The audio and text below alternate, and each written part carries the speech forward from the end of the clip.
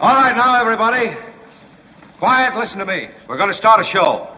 Now, some of you people have been with me before. You know it's going to be a tough grind. But we're going to have a show.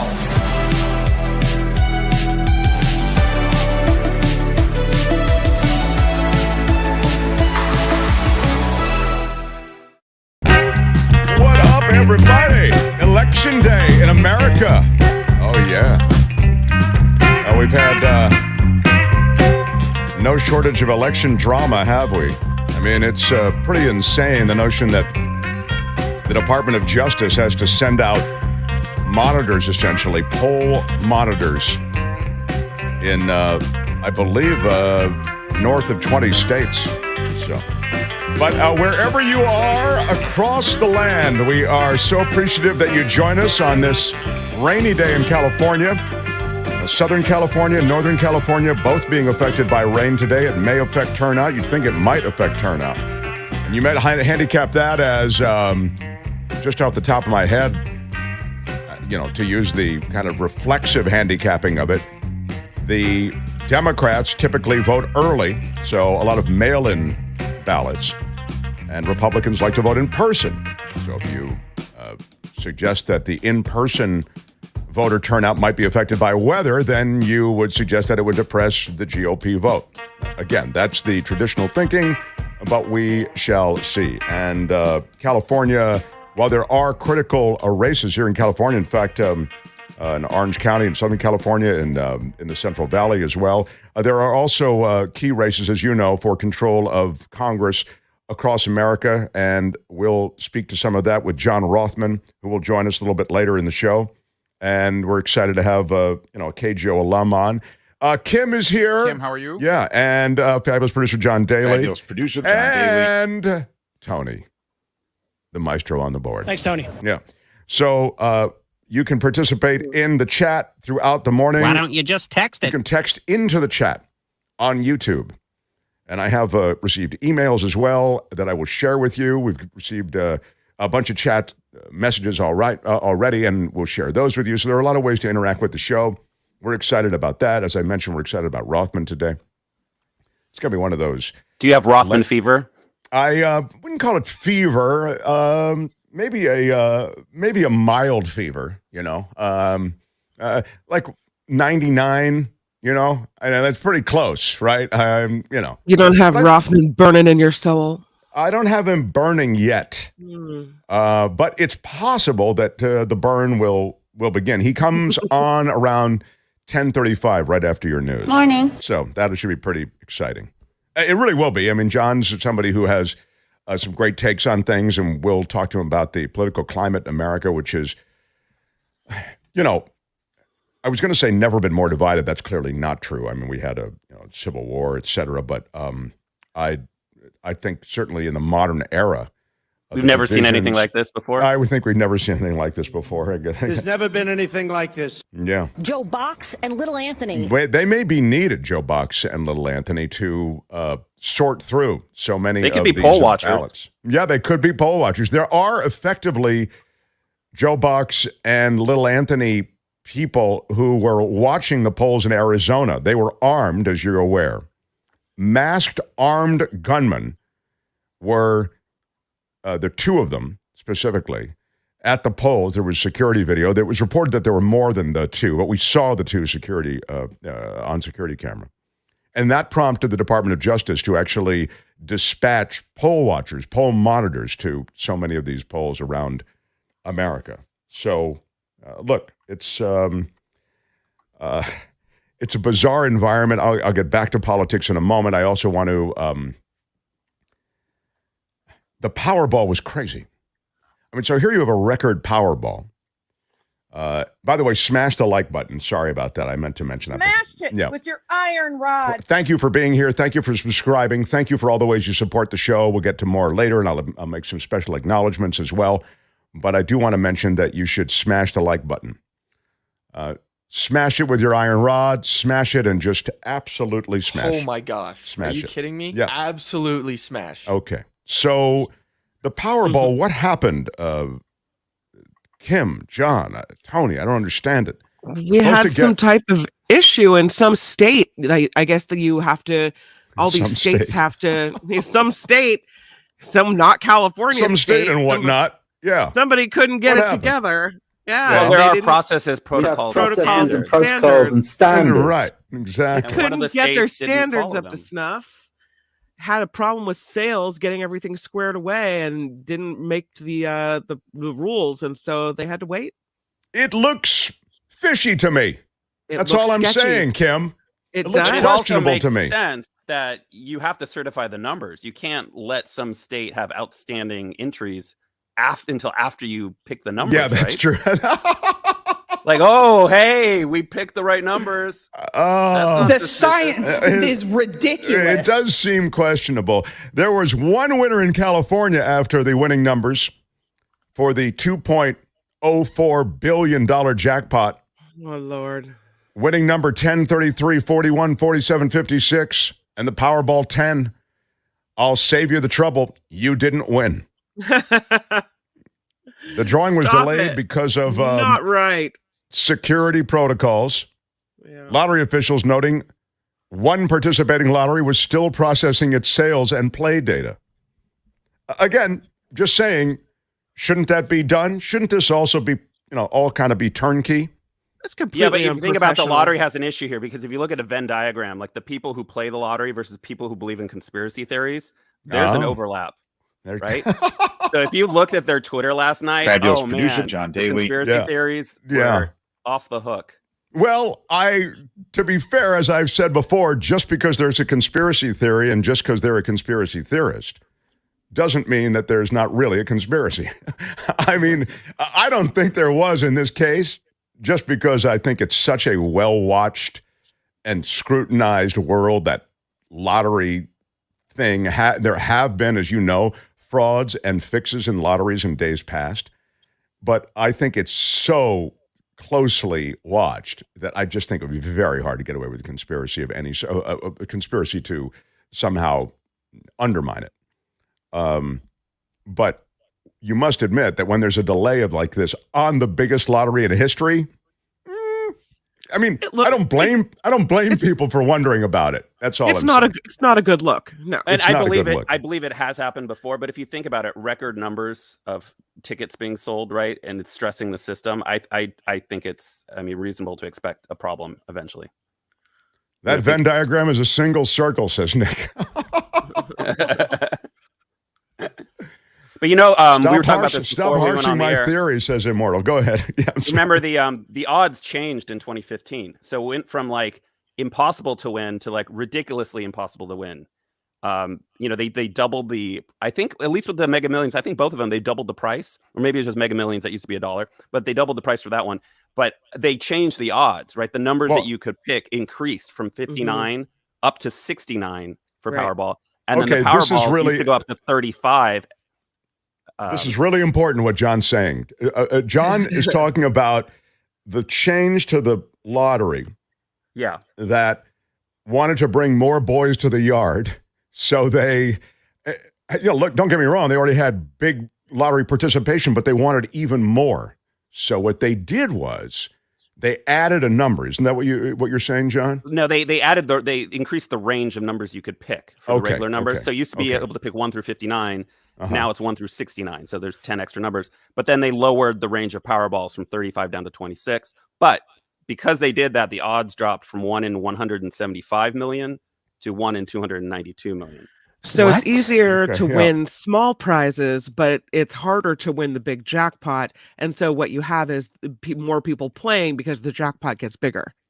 Yes, Right. That's exactly right. It's fantastic. So what the smartly the lottery people did is they did what Kim's talking about and let the big prize grow and make it harder to win.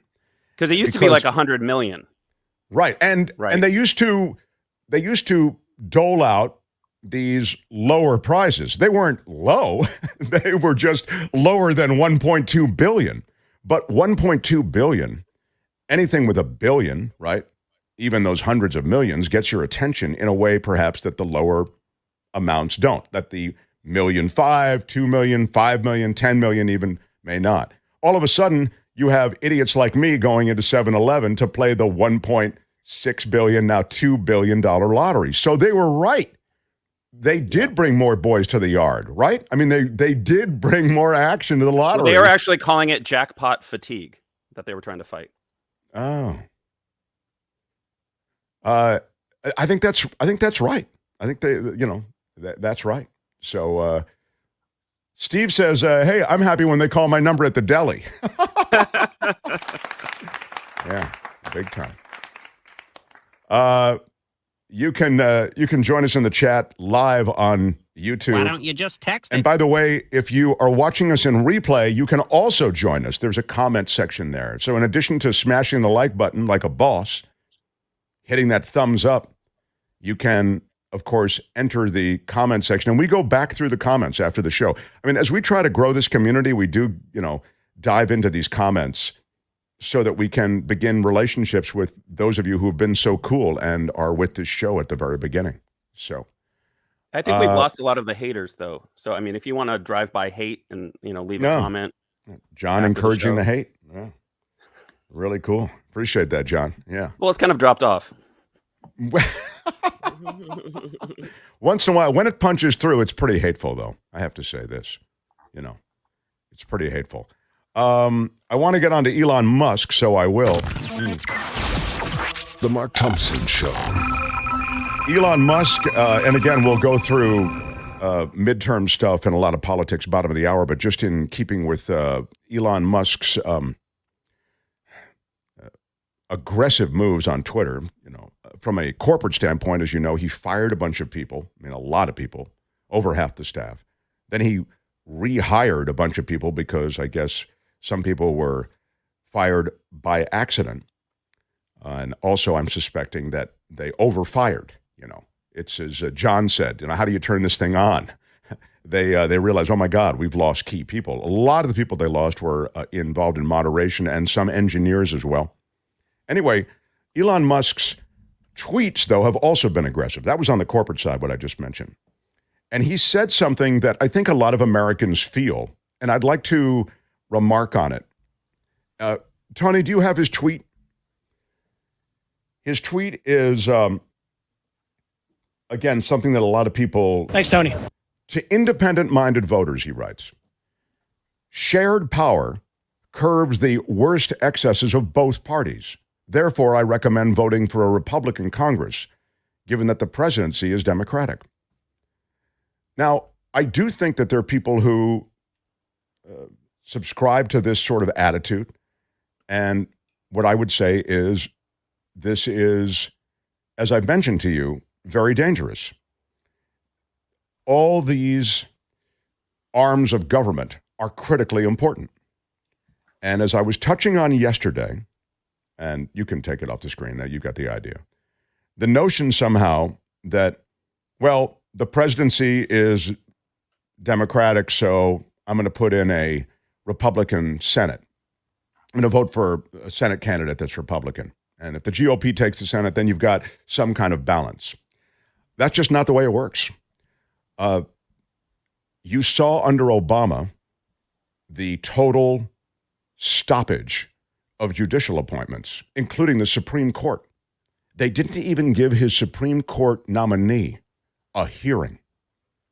The Senate is critical for the judicial appointments to be greenlit.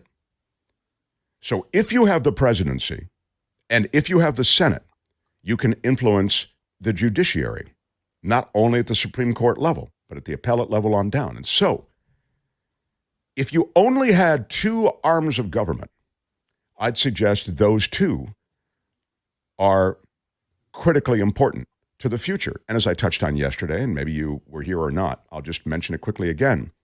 I think in the new America, which I think we're living, this highly partisan, highly litigious, you're seeing it already in the election, where plans are already in place to flood the courts with complaints about the election in critical states, in Pennsylvania, Arizona, et cetera.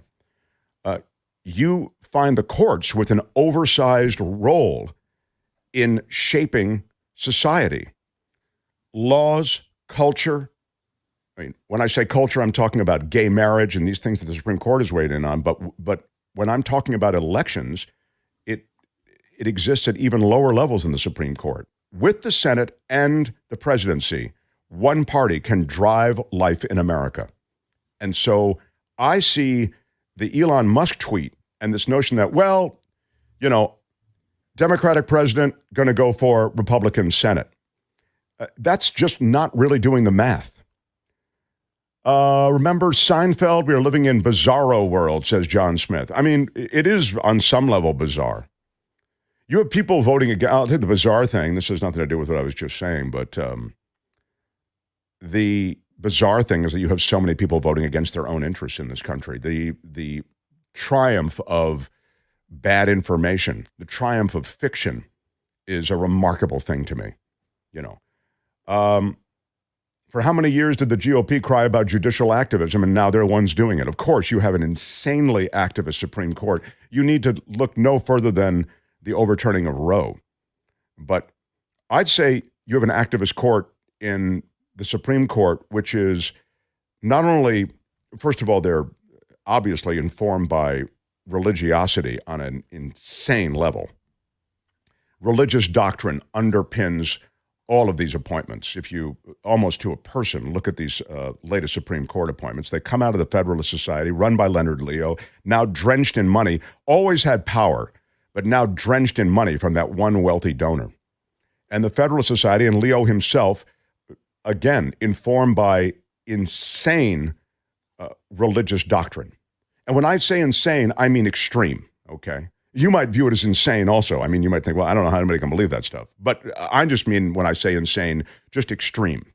And so you see that played out in a number, I think, of judgments that will be handed down from the high court. You saw it with Roe.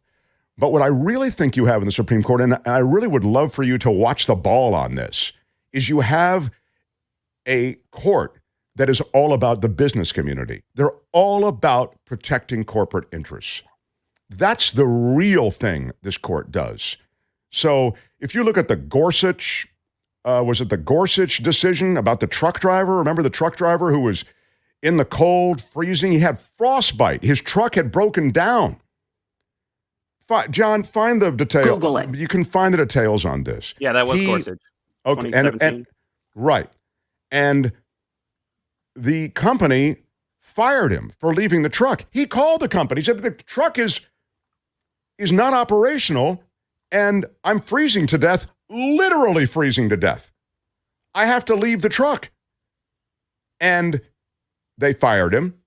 There was a suit, and Gorsuch ruled with the company. That's the kind of, there are examples in the case of Kavanaugh as well. That's the kind of court you have at the Supreme Court level. So and his dispatch had promised help. That never came. And he actually did suffer frostbite. Yeah. So he waited for 2 hours. Oh, yeah. This was it's such a clear-cut case. I go, well, it seems like it. Here it is, the frozen truck driver. But I mention it because that reflects the bias, the extreme bias toward big business. It used to be that you had a chance when you were fouled by the business community. And when I say the business community, I'm talking about big business, the Monsantos of the world. And now I would say you have a crazy, crazy corporate-friendly Supreme Court and judiciary on down. So I don't buy this idea somehow that, well, the president is Democratic, therefore I'm going to vote Republican on the Senate side or the House side. The House side, I think, has produced remarkable revelations around J6. I think the idea that you could have a coup, I mean, that was an out-and-out coup. Let's call it what it was, an attempted coup. And it was a coup by legal means. It was a coup by trying to foul the election. You had Lindsey Graham, Donald Trump on the phone to Georgia. They were doing everything they could to subvert the election and subvert a 2020 outcome. And then they went for an armed coup. the idea somehow that you could not have a clear choice here, it's remarkable to me. It's remarkable to me. So, let me get to some. When is Steve Moskowitz joining us? I'm trying for planning purposes, John. I'm a big scheduled planner. for 20 past the hour. That's okay, so we have Fabulous producer John Daly. All right, we'll see about that. Kim's I like watching news. J6. J6, you like that? Yeah, I threw Yeah. that in a little bit. Hey man, that's not cool. Yeah, it's not.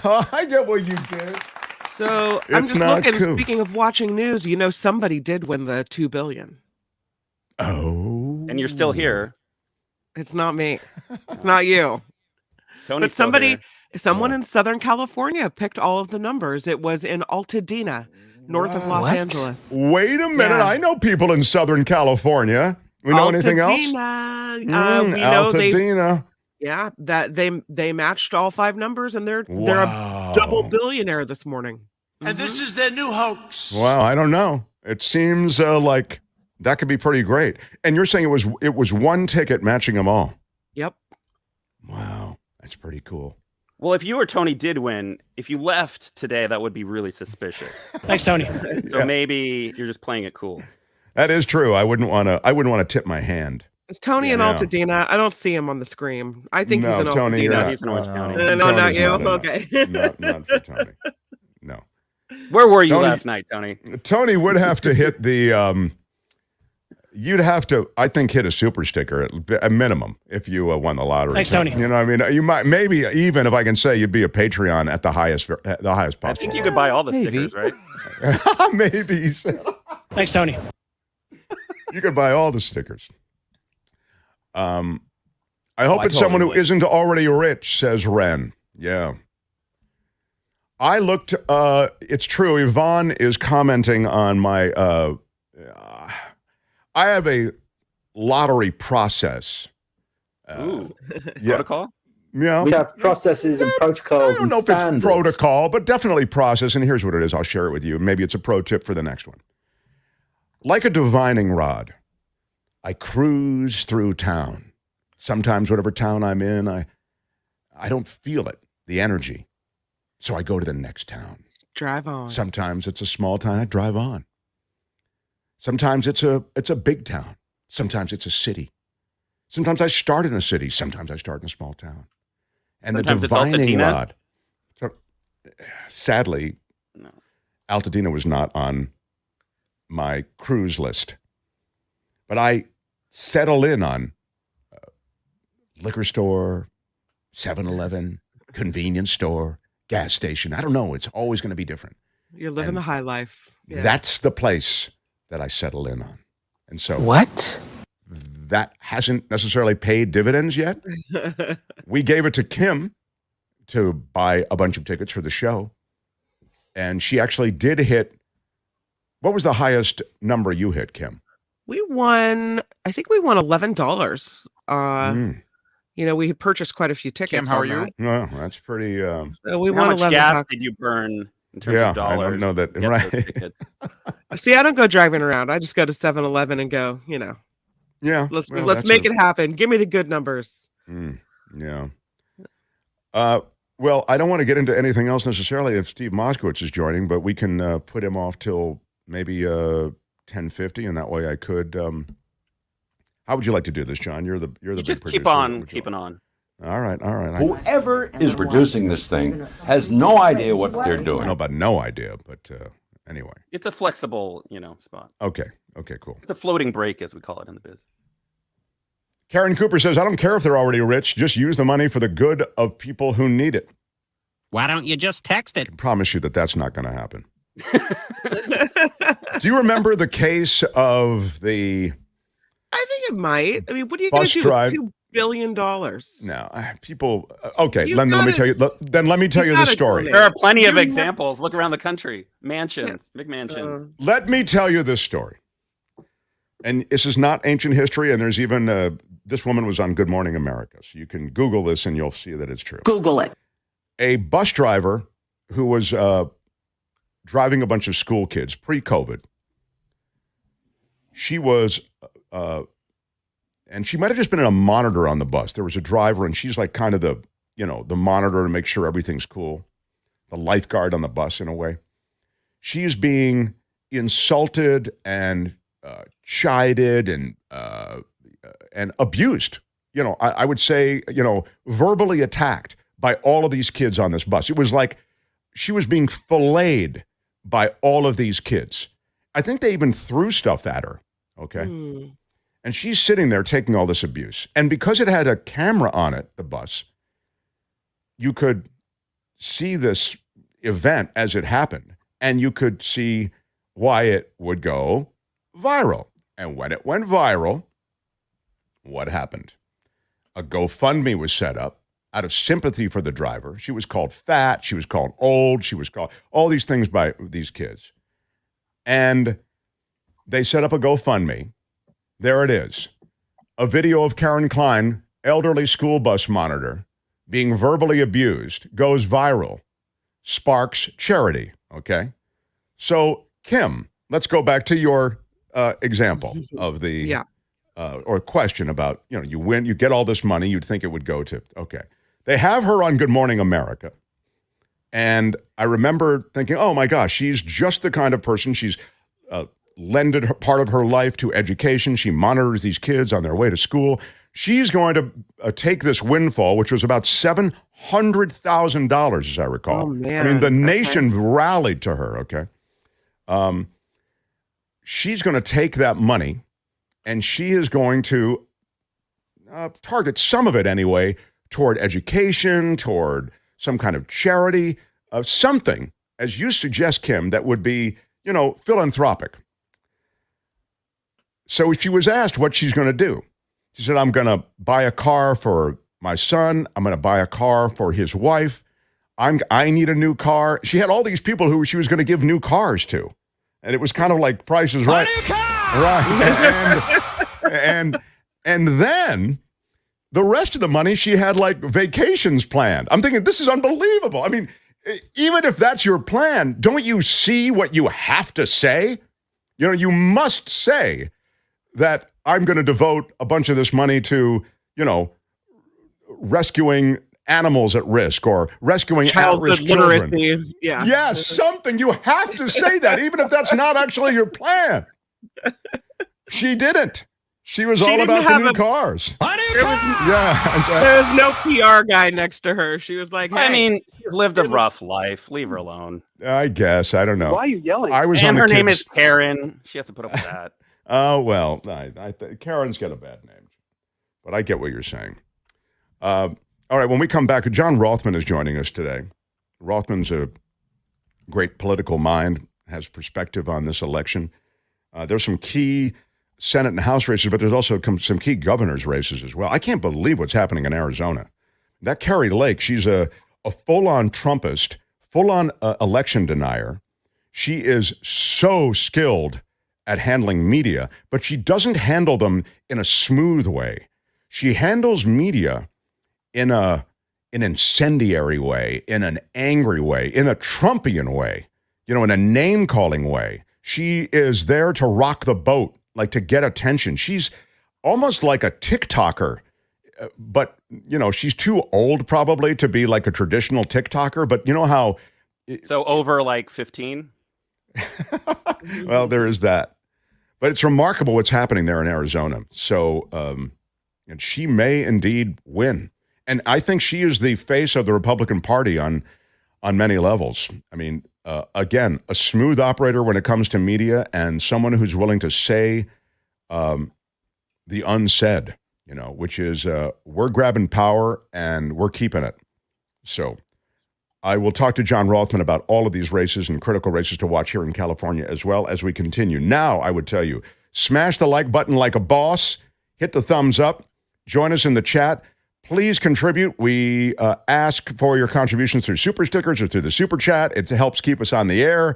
And we have a Patreon link. I think it's right there on YouTube, the Patreon link. You can click right through to it in the description. We won't spend the money on vacations. No, we are literally just trying to get people paid.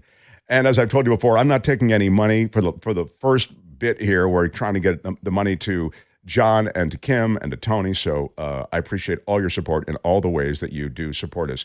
TheMarkThompsonShow.com has a PayPal link as well, so that's available to you also. As we continue, Rothmann will join next. Mark Thompson Show on the YouTube. The Mark Thompson Show.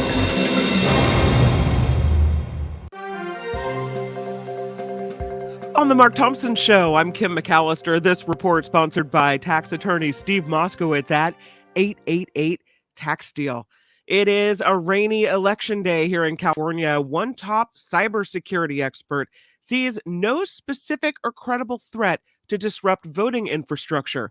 A senior cybersecurity official giving the reassurance to reporters as millions of Americans began casting ballots. But some states, like Arizona, are already reporting issues with voting machines or the printing of ballots at various polling sites. President Biden believes Democrats will win the Senate in today's midterms, but he told reporters that the House is a tougher battle.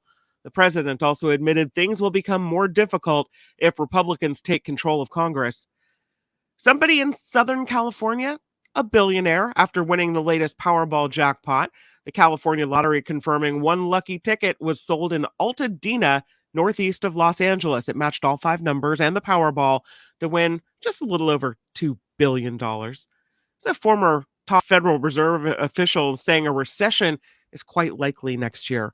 Former Boston Fed President Eric Rosengren telling CNBC he said it will be mild, but also expects interest rates to hit more than 5.5%.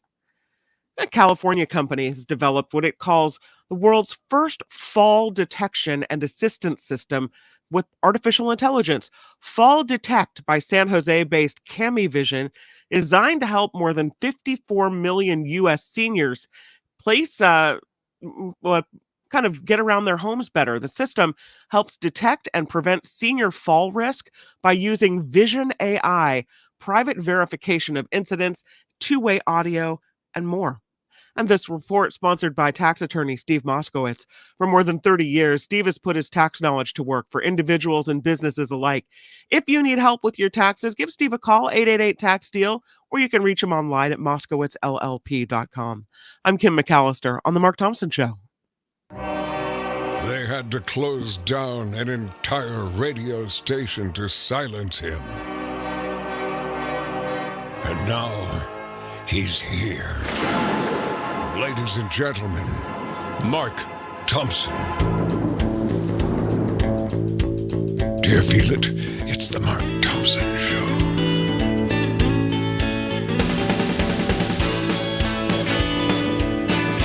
Who's Mark Thompson?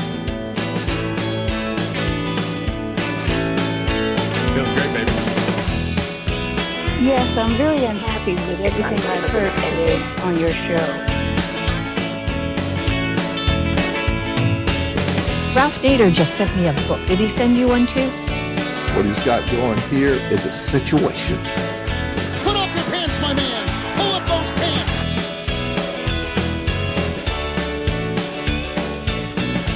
You cannot say you love your country. Let me kick down the door and talk to my stupid sons and daughters. Smash it with your iron rod. Beg, subscribe, like, and share. The Mark Thompson Show. I stand corrected. I misspoke. Why are you yelling?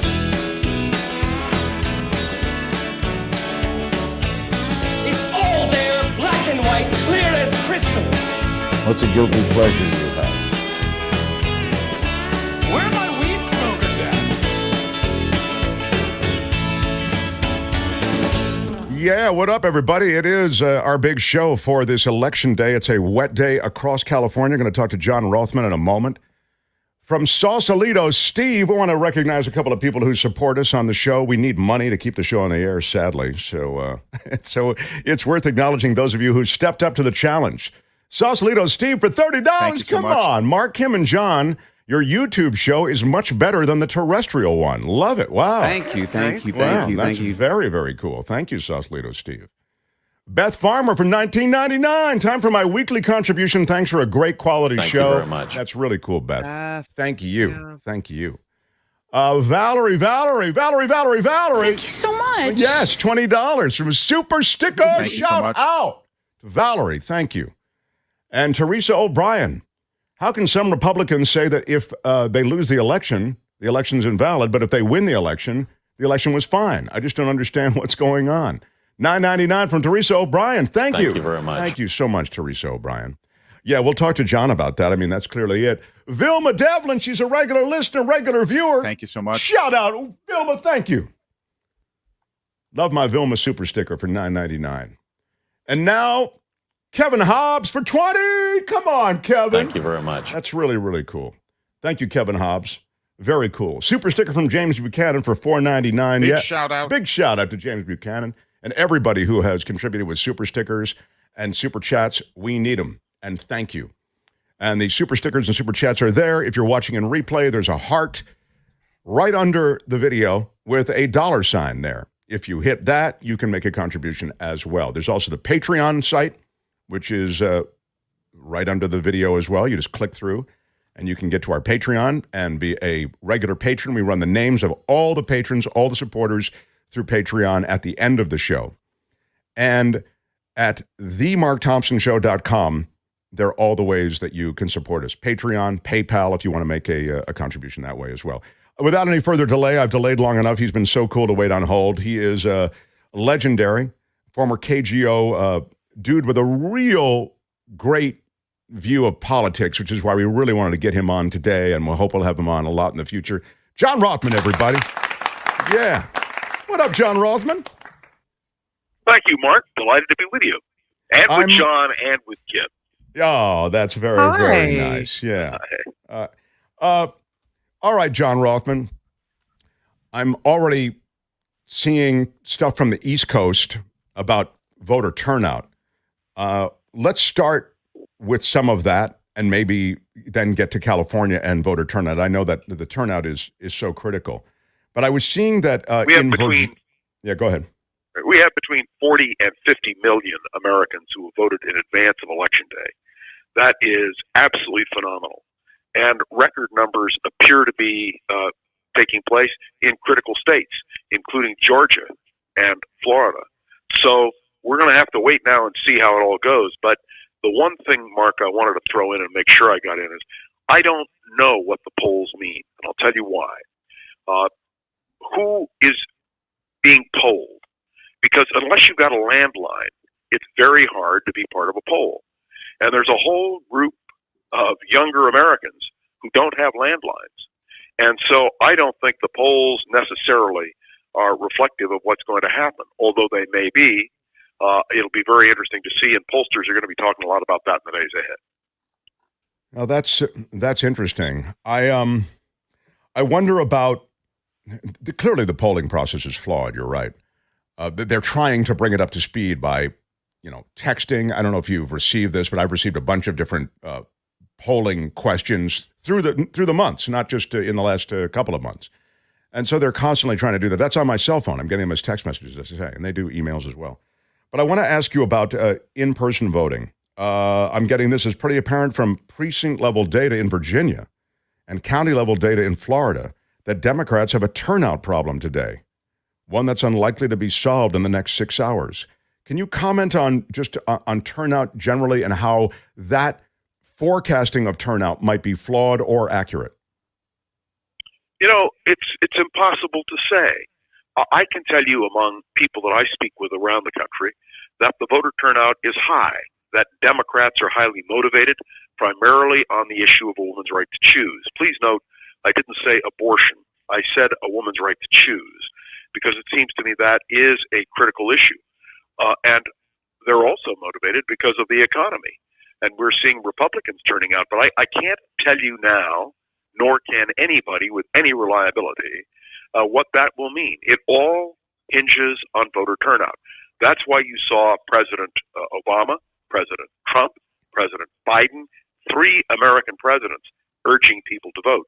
The most interesting thing for me is that the Republican Party in Georgia is now, as of yesterday, urging people to vote early, which violated completely the whole concept of the the Republicans who said, no, don't vote early, go in on election day because it's fraudulent and so forth.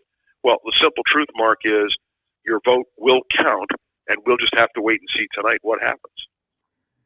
Many people missing you, John, in our chat and are looking forward to, we'll maybe address this toward the end, looking forward to your next moves because they miss your presence on the radio regularly.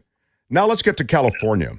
The situation in California, we're a wildly blue state on some level, but there are some pretty strong incursions of red candidates. Yeah, well, we'll have to see tonight how this plays out again. But let me offer this observation. Gavin Newsom is going to be reelected overwhelmingly. Mark, do you know the name of the Republican candidate for governor? No, he's I know about him. Yeah, I shouldn't put you on the spot. Yeah. That's it. I just want to point out, most people have no idea who the Republican nominee for governor is. And that is part of the problem Republicans have. When you talk about increasing Republican voters, there are 3 congressional districts in Southern California, which will play a critical role. The Democrats hold them now. The Republicans are trying to take them. And that will be very important. But I do not see a reemergence of the Republican Party in California, which is a shame because you want a vital, vibrant two-party system, which we do not have in this state. And the example I use of not even knowing the Republican candidate for governor's name is the best example. Yeah, I don't know, John. You can say that, but the Republican Party now represents and is being held hostage by a sort of a science-denying and remarkably troubling messaging loop that I'd suggest doesn't really help towards some kind of reasonable compromise. The party is being, they're almost political terrorists now with some of the stuff that's being floated. So I think you can look back wistfully at what you're talking about, which is sort of this idea that there could be, some kind of negotiation around legislation and there's sort of a reasonableness that will ultimately prevail. I don't know that you have 2 parties that are committed to that kind of thing anymore. Well, I agree with you. And let me tell you, that's the tragedy, which we've spoken about many times. Let me just point out, Kevin McCarthy is the man who would become Speaker. He's already planning a host of Benghazi-type hearings. They will include policies investigating Joe Biden, the FBI, Mar-a-Lago. This is astounding. And the fact that he is still saying that Marjorie Taylor Greene could become a major player in Republican politics is just impossible. And remember who the next chairman of the House Judiciary Committee will be if the Republicans win, and that's Jim Jordan. And these people are pledging investigations of Hunter Biden, for instance, and Joe Biden, and they do not rule out the idea of impeachment of the president. So I would only point out the Republican Party has a problem, and we now know that on November 15th, this month, November 15th, in Mar-a-Lago, Donald Trump is going to make a major announcement. Well, you can imagine what that announcement is going to be. He will be a candidate for the Republican nomination, and we know that Tom Cotton has already removed himself as a potential candidate, despite the fact that he has a new book out. And we also know that with great reluctance, but still he did it, Donald Trump endorsed DeSantis in Florida because he really had no choice, although he refers to him in a very disparaging way. So these are all factors that we have to take into account. There is another factor, if I may. I listened to and watched Nancy Pelosi's interview on CNN last night. I was remarkably moved by it. And as you could see, she didn't cry, but her voice choked up on at least 3 or 4 occasions. What will she do? Will she continue to serve as the leader of the Democrats in the House of Representatives? Will she retire? And the indication from last night is that she hasn't made up her mind, but certainly she said the attack on her husband, Paul, will play a critical factor. Let's be clear. There is a level of violence that has gripped the American political scene that should scare every American, Democrat, Republican, liberal, or conservative. And let me also suggest to you that when Donald Trump Jr. on the ellipse on January 6th said the Republican Party no longer exists, it's now the Trump Party, that scared the living bejeebers out of me. Well, he's not wrong. I mean, I think that you see that election-denying, Trump-embracing crew. They have risen to a serious legitimacy. I was just talking about the move toward the governor's mansion in Arizona. I mean, Kari Lake she's a full-on MAGA Republican, and she's good. And to imagine, I mean, you understand yeah. what she's good at what she does. I mean, go ahead, yeah. She is planning on being elected, and she may well be elected, although I hope not. And then the perfect Republican ticket for the year 2024 from their position, Trump and Lake. And that is what you're looking at, to be very honest with you. No, I think that's the presumptive ticket. Absolutely right. And it's just to take a step back on Trump. It's a remarkable. I remember listening to your show so many days, and there's just so much Trump information and so many revelations. And you got a guy who takes all of these top secret documents and just takes them down to his golf club at Mar-a-Lago, and there's a sense of total carelessness about handling everything related to government. He obviously had no respect for any of these things, but that's just one small example. You have, I think, obvious, manifest evidence of his meddling, trying to fix the election in Georgia, and you have his evidence of his involvement in a coup to try to overturn the election. All of these things surround this guy, not to mention taxes and these other legal entanglements he has, and still, as you've just said, he's the odds-on favorite to run for president with Kari Lake as his likely vice presidential candidate. I mean, it's remarkable, isn't it, John? Yeah. Now, let me also comment, because I know we've got limited time here. I want to say a word about this election. In 1952, the Republicans ran on a platform of battling communism, corruption, and Korea. This campaign, the Republicans boiled it down to crime, inflation, and immigration. And one of the things that I think is very important to understand is their thematic approach seems, and I want to underline the word seems, to be working. If there is a sweep tonight, one of the things that Kevin McCarthy said in an interview yesterday on CNN is their first priority will be to close the border because immigration is such a big issue. But you and I understand that will never happen. And the other thing people have to bear in mind is the Republicans may control the House, possible, but the Senate will clearly be up for grabs tonight. And I'm going to be watching the Senate races, as you will, in Pennsylvania, in Georgia, in Ohio, in the state of Washington, not far from us, and in Arizona. There are really critical moments in terms of the Senate. There is one thing that Kevin McCarthy has to understand. Joe Biden is the president of the United States for at least another 2 years. And if something happened to him, Kamala Harris would be president. And the power of the president to use veto is really quite remarkable. And let me point out, even if the Republicans take the House and Senate tonight, which is an if, a big if, they will still have to face President Joe Biden or Kamala Harris. Well, they'll have to face him on legislation, but they won't have to face him on judicial appointments. I mean, if they take the Senate, that's a real... Oh, you're right. It's a huge stop sign for Joe Biden. Yep, the Senate is critical. And the Democrats have a good shot tonight at the United States Senate. Look, I'm looking at Pennsylvania and the Fetterman-Oz contest. Already, the Republicans are trying to have votes thrown out because they say they didn't put them properly in terms of the date or the time or whatever excuse they've come up with. This is going to be highly problematic. And if you think we're talking about the election now, I have a feeling closeness, at least the apparent closeness of this election, the question of votes being counted is going to be absolutely critical. And if, in fact, say 5,000 votes in Pennsylvania are thrown out or 50,000 votes, whatever the number may be, that could impact, because remember, the votes that seem to be in question are from heavily Democratic areas, and it's Democrats who generally have been voting in heavier numbers through paper ballots or absentee ballots, if you will. I was remarking, go ahead. I was remarking at the beginning of the show, though, I was just going to say that just what you were suggesting, which is that the litigants are going to be, it'll look like a lottery line to buy tickets. There are going to be so many of these contested elections, and Pennsylvania is a classic example for some of the reasons that you just underscored. But it's a real tragedy because once upon a time, you knew that you could trust the result of an election.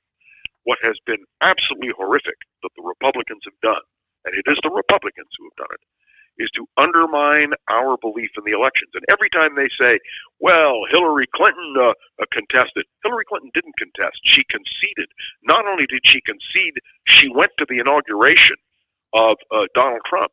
And I want to remind people that the Democrats and Republicans have the right to challenge, but the idea of undermining the very fabric of American democracy, it's a far cry from the idea of a loyal opposition.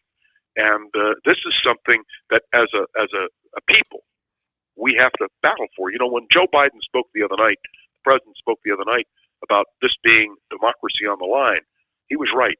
America is at the crossroads right now on this day as to what will happen. And it's going to be a fast-ending struggle. Let me also throw in the fact that if you take a look at Rick Scott's outline for the Republican Senatorial Campaign Committee, which anybody can Google and take a look at, they're talking about reductions in Social Security, in Medicare, in entitlements. They're talking about a whole host of things that they would like to do. Now, let's just point out, for that to happen, the Republicans would have to control the House and the Senate, but you would still have Joe Biden with a veto pen. So I think the Republican options will be relatively skimpy, but you're absolutely correct. When it comes to judicial nominations, let me explain, it is the president who nominates, not members of Congress. But we saw when Mitch McConnell refused to even give Merrick Garland a hearing over the Supreme Court nomination, we saw the power of a Senate majority leader. So this will be a back and forth and a big struggle. And remember, it's not just the Supreme Court. It's the district courts, the appellate courts. This is a critical question. Yeah, I lament so much of what you've just touched on, John Rothman, and I'd love to have you back as the election dust begins to settle. And it may be some time for many of the reasons that you've talked about. There'll be litigation, there'll be questions, and again, it's such a pleasure to hear your voice. You should see in the chat just how you're loved, you know, and how you're missed. So I really would love to have. Let me assure everybody, I miss it very much myself. My wife turned to me and said, "You know the three words you cannot utter. What's for lunch?" There's nothing that my wife would rather have me do than be working. And I have to tell you, it is frustrating. And just so everybody knows, I've had more than 1,000 emails. I can't even tell you the number of texts. I can't answer them all. And I don't have an answer about what I am going to do or what opportunities may present themselves. When I'm through here today, I'm speaking to the Rotary Club of San Francisco. I have a series of talks planned that I do before private groups. And all I can tell you is I miss being on the radio, and more than anything else, the destruction of KGO was a tragedy for our own community here in San Francisco, because it eliminates the one ability for the community to participate and speak out on issues. And I lament bitterly the betrayal by Cumulus of this public trust. And that's a real tragedy for all of us. Very well said. John Rothman, we'll talk again. Thanks, John. Bye, John. Thank you, Mark. John Rothman, everybody. Good to hear his voice again. The Mark Thompson Show. Speaking of voices that it's good to hear, Steve Moskowitz on the line, everyone. He is our exclusive sponsor, and it's really cool because, you know, it's nice to have an elite sponsorship. I was just saying to someone yesterday that I've got this great guy who's, you know, service I can recommend 100%. He's really can offer a service to our listeners and viewers. Instead of having to like go with Cars for Kids or something, and then you cobble together some of these other. Steve has been is our sole sponsor, and he enables us to do this show. And more than anything, as I was saying, he has a tremendous service that he offers his clients. And so, Steve, Thank you for being here again, and thank you for your support of the show. Mark, thanks so much. And, I love being part of your show. As you know, I've been your fan for a long time, even before you went to Station X. And the bottom line is today we're going to talk to people that forgot to file their tax returns. This is a common problem. People don't file the returns. The average person comes to see me that hasn't filed returns, hasn't filed 5-10 years. Now, it is a crime not to file a tax return. The government's threatening they're going to put people in prison over this. And also on the civil side, they do horrible things. I have personally seen people who have committed suicides over this, where the widow came to me and said that the spouse had committed suicide over the tax. I said, this was an easy fix. I saw a father give up a son for adoption. I saw countless marriages go into divorce, countless businesses be ruined, and none of that has to be. It's kind of like if I was a medical doctor and I said, look, there's a medicine that'll cure you, and people are just dying and suffering, not knowing about the medicine. Bottom line is most people don't file the return just because they didn't have the money to pay it, and that's okay. So we'll go back, we'll talk to the IRS and state, we'll get all the information they have on you, correct what's wrong, because a lot of times there are wrong things in there. One of them is something called an SFR, substitute for return. If you don't file a return, besides a possible criminal punishment, there's a civil punishment where they make something up. And oftentimes it's a lot more than you really owe. And then some collector says, here, pay this. And those 87,000 new IRS agents are going to have to do something, including chasing people down. The bottom line is we have the solution for you. We'll file all the returns that need to be filed. And if you can't pay your taxes, that's okay. We'll make a deal for you. There's a lot of deals. We talked about them yesterday, and we'll talk about them again. And the bottom line is you can have a normal life and sleep the sleep of the innocent. Sleep the sleep of the innocent. Get Steve Moskowitz at 888-TAX-DEAL, 888-TAX-DEAL, 888-TAX-DEAL. You can also reach him online, MoskowitzLLP.com. You spell Moskowitz, Moskowitz. You spell LLP. Anybody? LLP. I know, it's kind of a trick question. MoskowitzLLP.com. But again, 888-TAX-DEAL. Call Steve and give him your situation. Say, hey, I saw you talking to Mark, and I'm curious whether you can help me. So, Steve, thank you. We'll talk next hour. Steve Moskowitz, everybody. Right on. Yeah. Hey, which one do you use? Mark Thompson? Who's Mark Thompson? The Mark Thompson Show. Kim's News is upcoming, and I will get to David Katz in the next hour. So I know you're curious about that. I saw, it's pretty cool. It's like Station X home week. It is. It's true. Seriously, what the? I know. It's kind of cool to have everybody coming through. It feels like a party, So David will be here, and we'll talk about a couple of big things. We'll touch, of course, on, as he always does, the Trump legal situation. But there's something else going on that doesn't have so much to do with Trump. And David is just a great legal mind, and so we'll have that. I'll also acknowledge many of you for when do I do that, John? When do I acknowledge after the news? Get them in order. Yeah, you got to get in order, and then you get the extra point. If you get it in order, you get extra points. Of course, no, I know. I don't think I didn't get the Powerball in order, and I'm not even getting the show in order. That's how troubling it is. Did you tweet, John, that we're on the air? Yes, I did. Okay, I of course didn't even retweet that. So I'm an hour late in hosting the show. Yeah, it's tough. We need to go drive around Altadena, see if we can figure out who won. Yeah, I think that's actually. How far is that from you, Mark? Like half an hour? Yeah. Ooh, it's a wild idea, but it just might work. Yeah, I think we load everybody into the car. Stop by Whole Foods. Stop by Whole Foods, get some healthy sandwiches, some beverages, and we see what the magical ride brings. See if we can find the trail of money. Yes, the smell of money. All right, we're going to acknowledge everybody who supports the show. I wanted to make one political point. Can I do it, John, here before Kim's News? Yes. Do I have time? Okay. I get the question, and I was getting it yesterday in different ways, and some of you have sent emails and other communications asking and just kind of remarking on, the situation with Herschel Walker. And I'm using him just as an example. And in a second, I'm going to get to Fetterman. But the idea somehow that, how can anybody vote for this guy who's so manifestly ignorant about those things when it comes to government and policy with no real understanding of much of anything, someone who is a liar about his business record, a liar about his academic record, a liar about his record when it comes to fathering children and paying for abortions. I mean, the guy is an absolute train wreck, right? So why is he in a dead heat, essentially, with Raphael Warnock, a guy who speaks well and who understands policy and, the reason speaks to where we are in this country right now. And that is that there is a greater goal.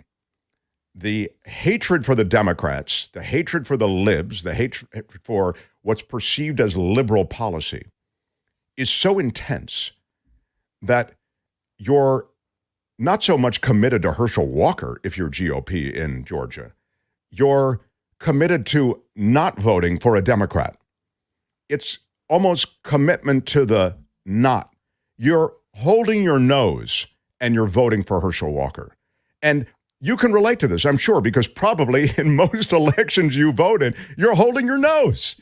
The process is so imperfect and it churns out some very decent people, meaning it throws them out of the process, and then it churns in some flawed choices, but ones that you're stuck with nonetheless. It's flawed choice or flawed choice. Now, to us, we look at Herschel Walker, you gotta be kidding. It's a joke. I mean, in your drunkest moment, you wouldn't vote for this guy. But the hatred for the libs is so intense.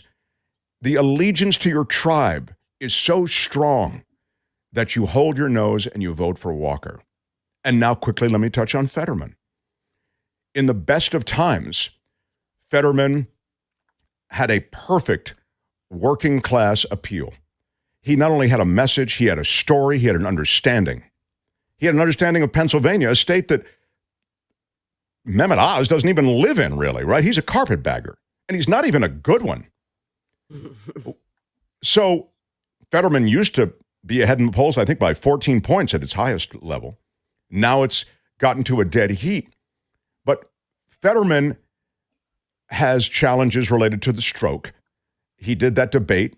Remember, I thought it was a mistake, but we can differ on that.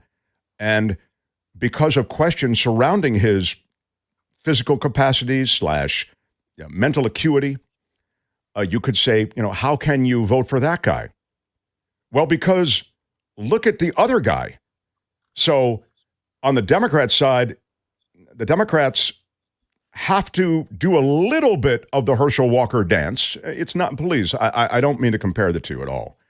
But I'm talking about allegiance to a tribe and overlooking certain things that otherwise you might find would check your enthusiasm for a candidate. So in the case of Fetterman, the stroke might check your enthusiasm for that vote. But you know that the danger on the other side, the Trump-embracing Mehmet Oz, is bad news. So you roll your eyes and you pull the lever, or you mark the ballot that way. I think that's where we are in America, and that's a troubling place to be. That's why independents are so valued, right? People who haven't made up their mind yet. It's remarkable to me that people haven't made up their mind with some of these choices. I mean, they're so clear, they're so stark. But I think that's a little of what's going on in the case of Herschel Walker. To me, it's the most extreme example of where we sit in America today. He's such a manifestly inept man when it comes to running for political office. So that's where, just a couple of thoughts on those of you who asked me about Herschel Walker. All right. Much to do. As I mentioned, David Katz in the next hour. You can join us in the chat. Thanks for supporting all the ways you do as we continue Mark Thompson Show here on YouTube. The Mark Thompson Show. On the Mark Thompson Show, I'm Kim McAllister. This report sponsored by tax attorney Steve Moskowitz at 888 Tax Deal. California is one of 24 states being monitored today. The Justice Department sent workers to polling spots in Los Angeles and Sonoma counties to ensure that no one intimidates voters or meddles with the midterm election process. It's been going on since the Voting Rights Act of 1965, this monitoring. 2 years ago, 18 states were monitored. The most closely watched races in Los Angeles include choosing a new mayor and whether the sheriff will keep his job. A new report finding this year's elections expected to cost more than $16.7 billion. The analysis from the nonpartisan watchdog Open Secrets says the sum is a record for a midterm election cycle. House and Senate races in particular saw sharp increases in spending. And hundreds of women are in office this year, a CNN tally putting the number at more than 300 when looking at women running for the U.S. House, Senate, or governor in their state. Senate races feature women running against each other.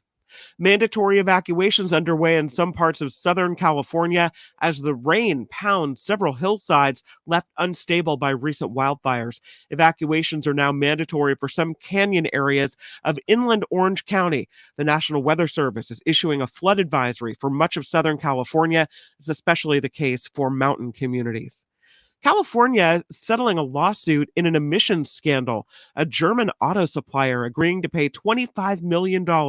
Attorney General Rob Bonta says Bosch violated consumer trust when it gave Volkswagen and Fiat Chrysler technology they needed to skirt state and federal emissions tests. He says the company installed defeat devices in 100 diesel cars sold in the state. He says cheating Californians will never pay off. San Francisco Unified School District declaring a state of emergency. Hundreds of teachers and staff members dealing with massive payroll issues for 10 months now due to a new system. They're either still owed money or without healthcare benefits. The superintendent says, these mistakes are bigger and more complicated than initially thought. So he just launched a 60-member command center to help fix it and provide updates. Well, prosecutors say a Portland man didn't commit a crime when he killed his former landlord. Justin Devia had sneaked into the home in September, dressed in a Michael Myers costume, and was fatally stabbed. Willamette Week reports the Multnomah County District Attorney's Office said, yeah, that killing was in self-defense. This report sponsored by, right? I mean, wow. Come on. Some guy sneaks into your house dressed as Michael Myers and you stab him. Is it your fault? I'm thinking no. I'm thinking maybe not. Yeah. This report sponsored by tax attorney Steve Moskowitz. For more than 30 years, Steve has put his tax knowledge to work for individuals and businesses alike. If you need help with your taxes, give Steve a call. It's 888-TAX-DEAL or online moskowitzlp.com. I'm Kim McAllister on The Mark Thompson Show. The Mark Thompson Show.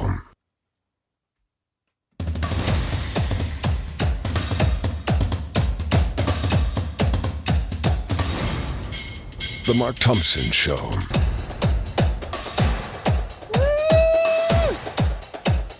Who's Mark Thompson? Who's Mark Thompson? Who's Mark Thompson? Who's Mark Thompson? Who's Mark Thompson? Who's Mark Thompson? Who's Mark Thompson? What up, everybody? It is our second hour. Really excited. Standing by, David Katz. I'll get to him in a second, but I first want to get some shouts out.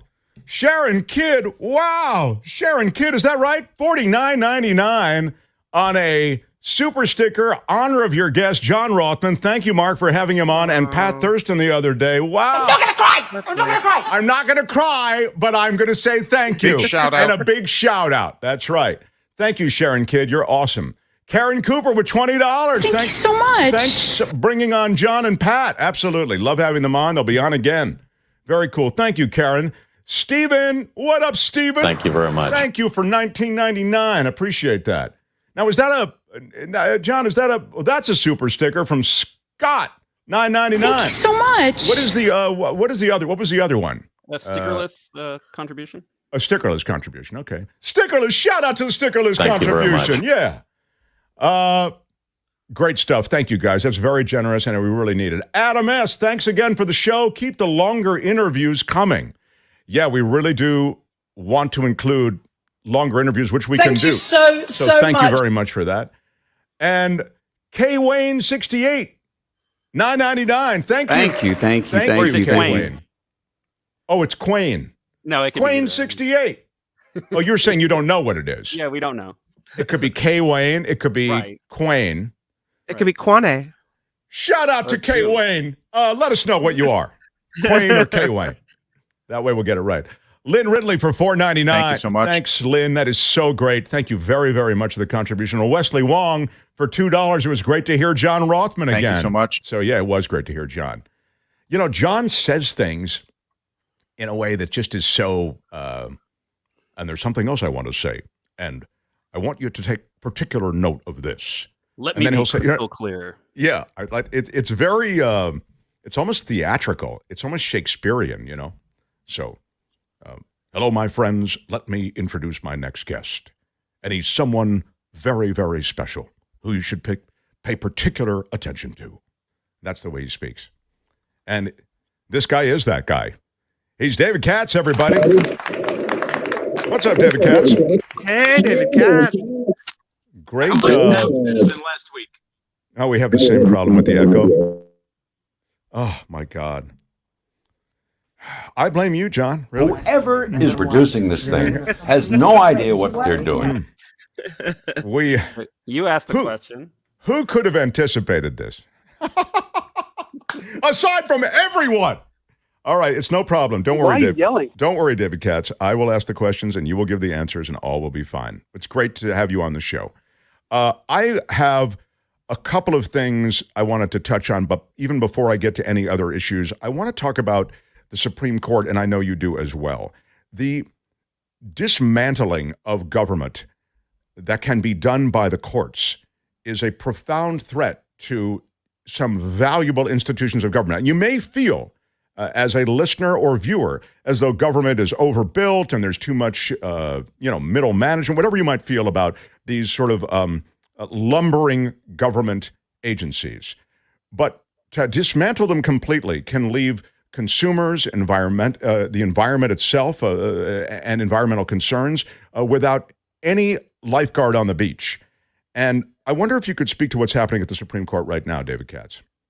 Well, I'd be happy to. The problem, as you say, is that people fall for this rhetoric, get the government off our back. This idea that if you just reduce government, that somehow, everyone will get along.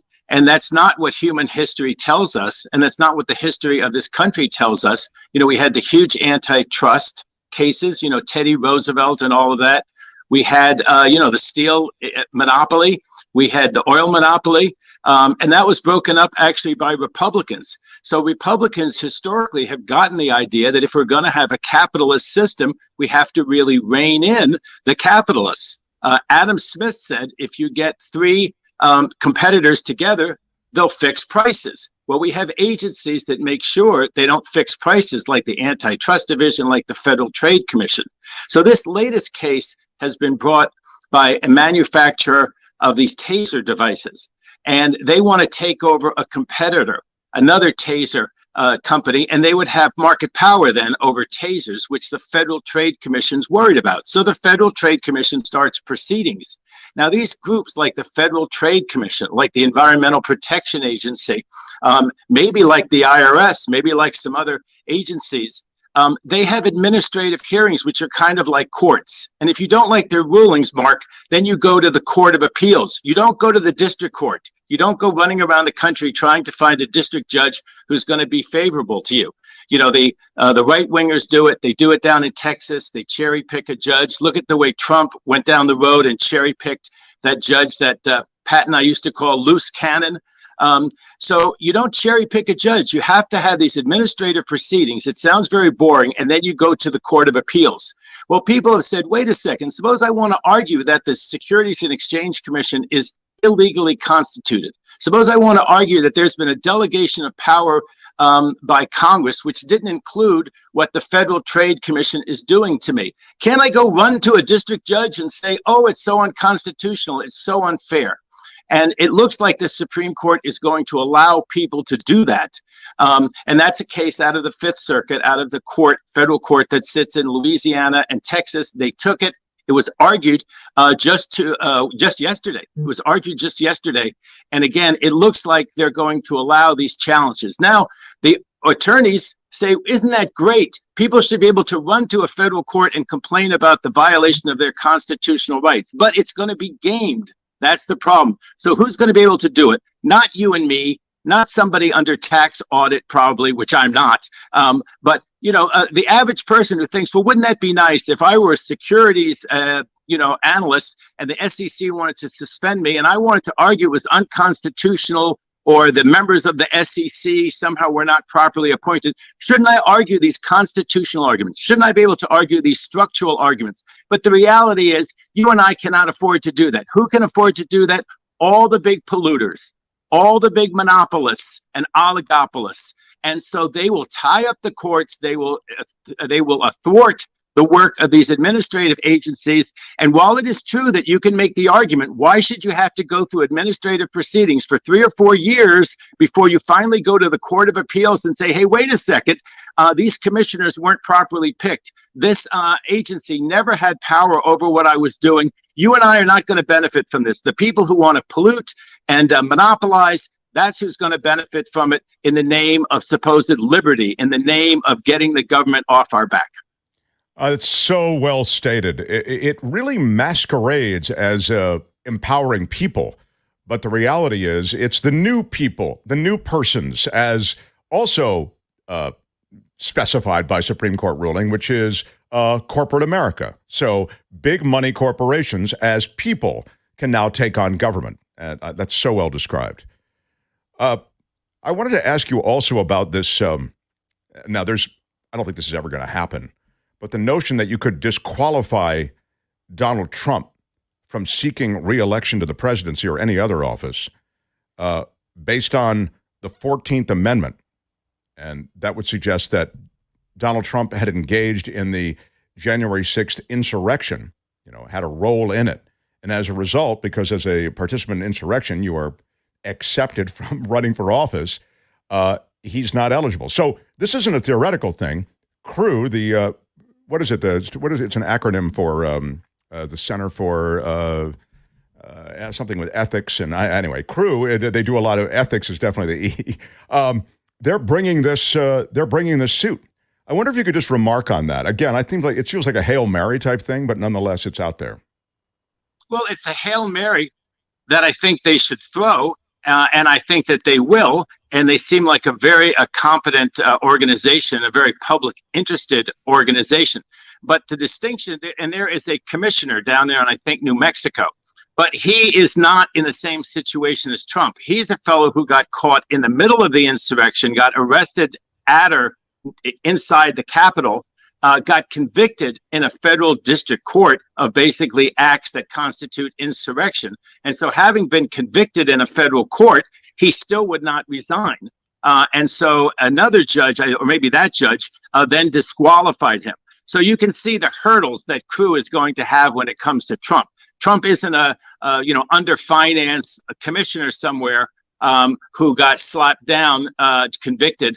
He would fight CREW every inch of the way, and he'd spend a huge amount of money on it because the remedy would be disqualifying him from running for president. And some court would have to first find, if not guilt beyond a reasonable doubt, at least by something like clear and convincing evidence that Trump had participated in the insurrection. Of course, while you and I think from everything that the January 6th committee has brought out and from the record that of course he did, he incited that, he was the worst offender in the January 6th insurrection. He wasn't caught there, and he'll have a lot of defenses. And so I think to get to first base, he'd have to be convicted or found by some federal judge, at least by clear and convincing evidence, to have participated in the insurrection and been an insurrectionist. If they could get to that first base, then sure, they could get around the bases pretty quickly because someone convicted of insurrection is disqualified under the 14th Amendment. Oh, the last thing is that they would have to show that this was the type of insurrection. If you put on a vigorous defense, they would say the insurrection means the Civil War. It means that. It doesn't mean this kind of rioting. And there would be a big argument over the historical record of what insurrection meant and what they did in the late 1800s. It would be a fascinating case. I don't think, like you do, that it would result in an order disqualifying him before the 2024 election. But what's fascinating to me is what you're talking about, and this is why you're such a great legal mind, is that the way that they would slice that case legally, it can be done in so many ways. It would be dragged out. And this is why the courts, also to your answer and response, are so critical. I was making the point earlier that, you need the presidency and the Senate, in my judgment now, to really influence, notwithstanding all the investigations and revelations from January 6th committee and the way impeachment proceedings can be launched in the House, et cetera. But what I really think is shaping America in the short, medium, and long-term future is power over the courts. And you just explain why. I mean, in the appellate process and in all the different judgments that would have to be reached before you could even accept Trump or maybe even other public officials from re-election. The courts are critical. Well, I said this during the Mueller investigation. I said this on CNN, and, they kind of were disappointed. But, it's going to be the people who save this democracy. And yes, the courts are going to help. But to wait for Mueller, to be the miracle man, and to wait for some judge to be the miracle man or woman who says, no, Trump, you can't run, and his name will be stricken from the ballot, state after state. It's not going to happen that way. He has to be beaten at the polls. He has to be beaten in the court of public opinion. People who even think that he's got the right message on something, I think, are coming around to saying he's not the right messenger. The example I always gave, the people who thought he was going to stand up to China and bring back jobs from China, as soon as his daughter got some licenses and patents over there in China, he was going to throw down the cards and say, wow, that meant a lot more. It is heart of hearts. Trump was going to say that meant a lot more to me, the family getting some privileges in China, than bringing back any jobs from China for you, the working man and woman of America. He had, Trump, an effective, I say this, I mean, he had a smack-talking, effective working man, again, using the catchphrase appeal. But as you've just alluded to, he was an utterly self-absorbed and self-serving president. There are redistricting cases that are coming up before the court. There are a number of cases that do relate to elections that are coming up before the court. Do you feel as though the court will essentially allow the states to get away with some of the extreme redistricting that we've seen in North Carolina, for example? The courts, including the U.S. Supreme Court, will allow this gerrymandering that goes on. There was a case a few years ago where it looked like they might, have standards for gerrymandering. I think soon there may be a district in California that runs up and down the coast for hundreds of miles. And of course, the gerrymander is like the salamander, right?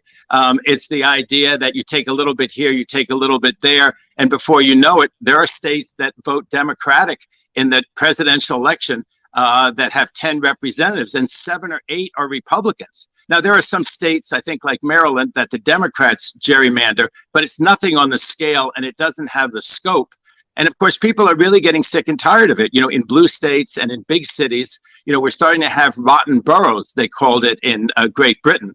We're starting to have places that have really depopulated, but they still have a huge amount of power. And when they're strung together in this gerrymandered way, they have outsized power. That's the House. And then in the Senate, of course, you have all these states, North Dakota and South Dakota have 20th the population of California, but twice the electoral impact because they have 4 senators and we only have 2. That's a structural problem I don't think that we can solve. But when it comes to doing something about gerrymandering, I don't think that the U.S. Supreme Court is going to do it. And it is a huge problem. I mean, you can organize and you can vote, and that's what people ought to do. But it's just very frustrating. It's sort of like the Democrats and the big cities, never get to kick the football because it's so hard to kick the football when all of these tiny states, tiny populated states, they thought if they divided the country, Mark, geographically, it would kind of work out. And then California, got to be such a huge state. And that was great. We joined the union, but we're so underrepresented. It's really frustrating. And gerrymandering just makes it worse than that in states like Wisconsin. There was a fellow running for a governor in Wisconsin, I think it is quoted as saying, if I win, the Republicans will never lose in Wisconsin again. And that's not just braggadocio. That's the fact that they will have gerrymandered the state so effectively that if they also have a Republican governor in Wisconsin, it's going to be very, very hard to win, even though the will of the people, even though the majority of people want to have a Democratic government. The Republicans will keep power in the state and they'll keep power in the Congress because they will have so effectively gerrymandered the state. Wisconsin is a great example of what you're talking about, and a power grab, and a power grab for all time in the future. People are saying in the chat, why don't you that just text it? We should ding gerrymander. Gerrymander, we use it so much we don't ding it, so we don't. However, I will ding braggadocio. So that was very well done by David Katz. Very nice job. I think you've touched on something, and I as with our last couple of minutes with David Katz, I feel as though we really should open up the hood on American elections and American representation and American government, and it's going the other way. You were talking about the underrepresentation of California. I see the underrepresentation of many Americans. So look at Washington, D.C. There are 20 states that have a lesser population than Washington, D.C. These are American citizens in Washington, D.C., and they don't have representation in Congress that means anything. Same is true of the people of Puerto Rico. I mean, it's scandalous. And the only reason it exists that way is because of politics. Because if you gave the people of Washington, D.C. real representation in Congress, it would be a democratic state. Likewise, probably Puerto Rico.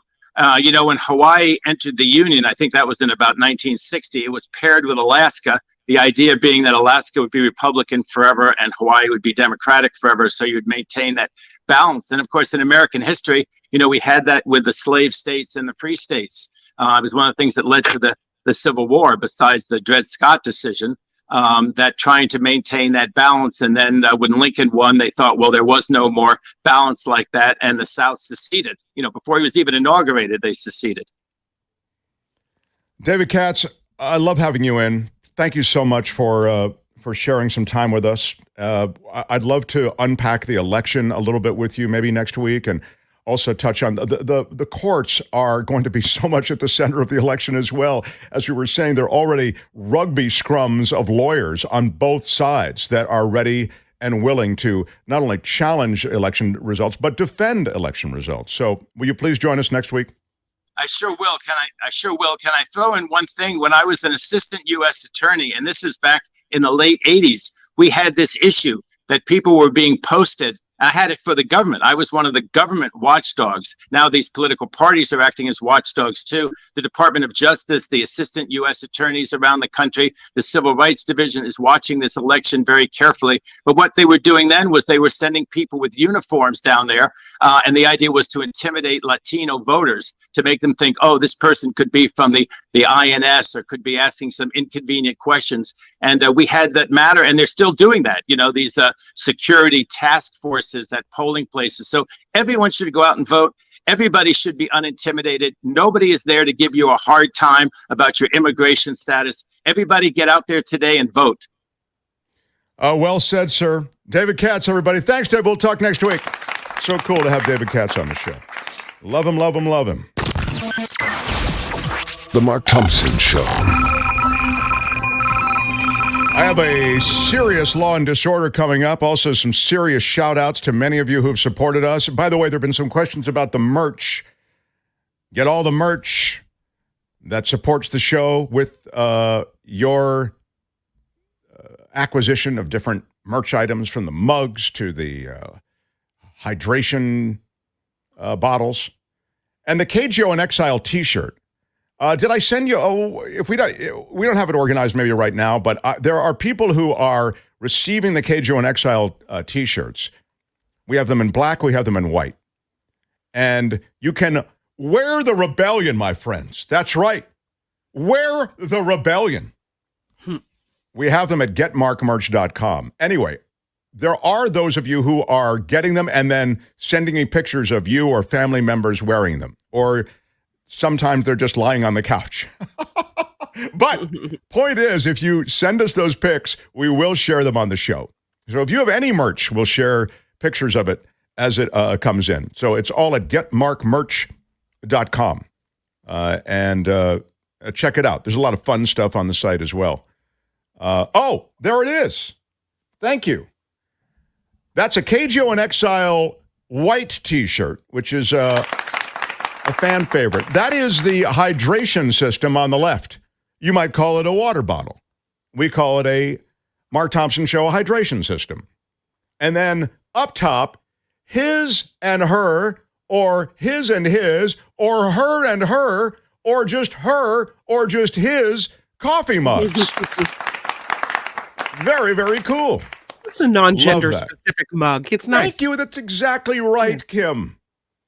All people, everyone gets love. Yeah, you don't want to misgender your coffee mug. No, exactly. We don't specify.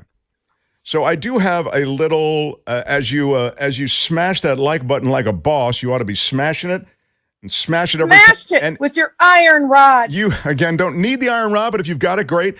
Thumbs up, even if you're watching in replay.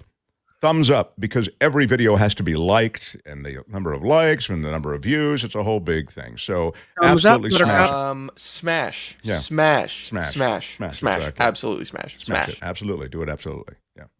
What's that, Kim? I said thumbs up, Buttercup. Yeah, thumbs up, Buttercup. I have a quick palate cleanser for you, all right? Then we'll get into some law and disorder after Kim's news. The Holy Bible. I can't say enough about the Holy Bible. Not the regular Bible, but the Holy Bible. The Holy One. You know, the Word. The Holy Bible used in the film Shawshank Redemption in 1994. That movie came out. In the movie, did you see Shawshank Redemption? Hang on, don't tell. I want to make a prediction. Hold on. I'm going to say yes. Hang on. Yes, and no. Here's my prediction. Kim has seen Shawshank Redemption. I'm really like on the. Hang on, Kim. and then Daly has seen it. I'm going to say no on Tony, though. Thanks, Tony. But tell me, John, have you seen Shawshank Redemption? No, but you have spoiled it for me in the past. It came out in 1994, dude. If you haven't seen it, Tony, have you seen it? I have a very extensive backlog. That's the one with Morgan Freeman, right? That's right. Morgan Freeman and yes, Tim Robbins. Okay, yes, you have. So I was right. Yes, no, but I was wrong with the people who are, wrong order. It's written by Stephen King. The Shawshank Redemption turned into a big movie in 1994. So in the movie, Tim Robbins has a Bible, and the evil warden in the movie talks to him about the importance of the Bible and all this kind of thing. Anyway, in the end of the movie, spoiler alert, John, if you'd like to. That's already ruined. Don't worry. It's already ruined for the rest you. Of the audience. Yeah. Sorry about that. Well, anyway, at the end of the movie, Tim Robbins, he's the prisoner and he's the protagonist in the film. He escapes and he's used this rock. What would you call it? Rock hammer. And, they search the cell all the time, and there's this Bible there, and they never open it up. The rock hammer that actually permitted him to dig out, that was hidden in the Bible. It's this tiny rock hammer. And so he gets out having dug a tunnel. What? Yeah, I'm sorry. That is the way it went down. Anyway, that Bible, there was only one of them in the movie. Okay? In other words, when they used the movie, they cut it out quite specifically so it could fit that hammer. That Bible sold at auction. And you might say, how much did it sell for? The Bible from Shawshank Redemption. I'm taking guesses in the chat right now. Guesses in the chat for the Bible. So you can't read the Bible anymore. I mean, you cannot read the Bible. It's got a big, hole cut in the middle of it. Right. The idea was not to read it. The idea was to be able to use it to hide the rock hammer. So now it's just basically movie, Well, it's not. It's not just movie. It's very important movie memorabilia. It's not. But yeah, look. If you want a Bible that you can read, Kim, there's no shortage of places to find it. Yeah, there's not a famous Bible I can read though. 300,000 says Kevin. Gail says 100,000. 10,000 says Yvonne. 20,000 says Walter. 1 million. Wow. We said 1 million. 100,000 says Chris. 75,000 says Kyle. And it was salvation lies within. That's what the warden, the evil warden, used to say to Tim Robbins' character, Andy Dufresne. Indeed, salvation did lie within. And at the end of the movie, he writes that, I think, and puts the Bible in there. There is a $300,000 from Karen. All right, the actual retail price, the Bible from the Shawshank Redemption, sold for $443,000. That's right. Man. Yeah. Almost $500,000 for the Bible in the Shawshank Redemption. Very, very cool. I love it. Well, there it is. Thank you. $440,000 for the Bible used in the Shawshank Redemption. We've got it up on the screen for you now if you're watching on YouTube. And that's was the only one they used. Money. I mean, yeah. That's what? Yeah.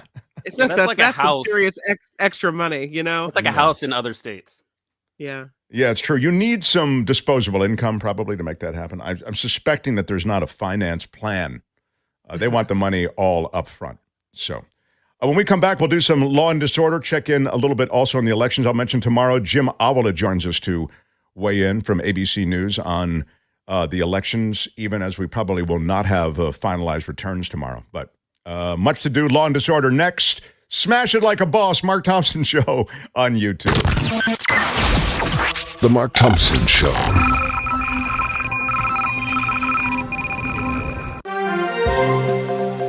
On the Mark Thompson Show, I'm Kim McAllister. This report sponsored by tax attorney Steve Moskowitz at 888 Tax Deal.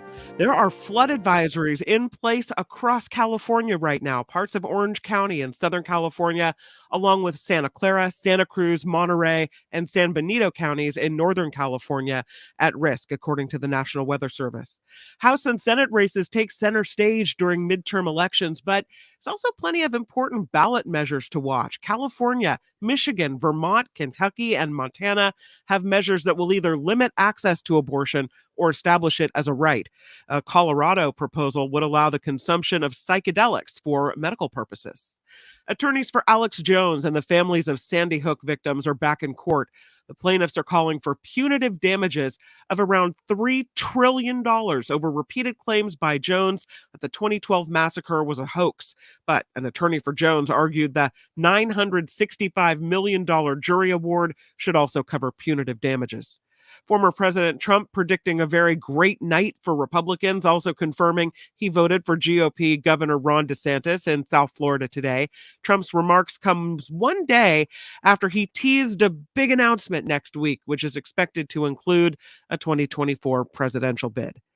House January 6th committee suing former President Trump's driver on the day of the Capitol riot. CNN reporting today the panel has been interviewing more Secret Service and the White House officials. The driver's name has not been revealed, but they're reportedly a key eyewitness to the then president's behavior in his vehicle the day of the attack. So repeat, you dropped out a little bit on that story. Go ahead, give it to me again. There's a key, somebody who was in the car. Is that what you were saying? I didn't. So yeah, it is former President Trump's driver on the day of the Capitol riot that is now being interviewed by the House January 6th committee. Cool. I get it.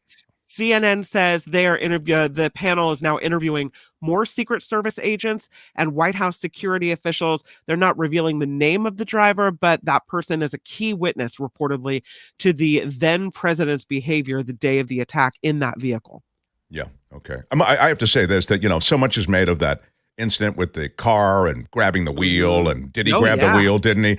I get why that's a headline and why that's that grabs a lot of attention. And don't get me wrong, it's not irrelevant completely, but of the parade of things that went on in that administration and that president did, I don't even think that makes the top 50. You know what I mean? So anyway. The least of the outrageous behavior from that day. That's, Thank you. Exactly. Yeah.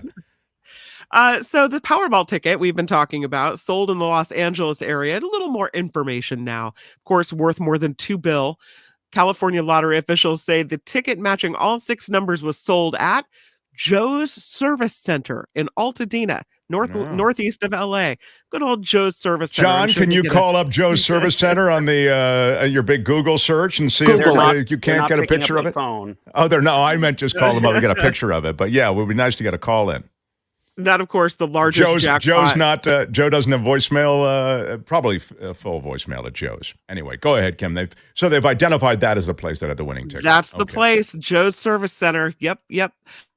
With the Canadian Border Services say a truck driver arrested for trying to smuggle a large amount of drugs into that country was honored last year for his safe driving record. The bust happened at the Blue Water Bridge northeast of Detroit in October. Inspection agents say they arrested Zenon Bykowski after discovering 188 brick-shaped boxes full of cocaine. But hey, at least they got there safely. That's the important part. This report sponsored by tax attorney Steve Moskowitz. For more than 30 years, Steve has put his tax knowledge to work for individuals and businesses alike. If you need help with your taxes, give Steve a call. It's 888-TAX-DEAL, or you can catch him online. It's MoskowitzLLP.com. I'm Kim McAllister on The Mark Thompson Show.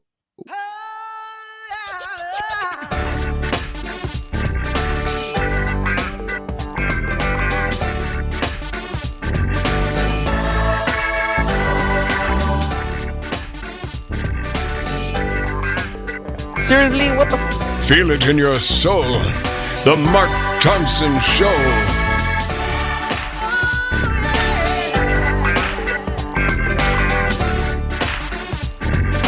Do you feel it? It's the Mark Thompson Show.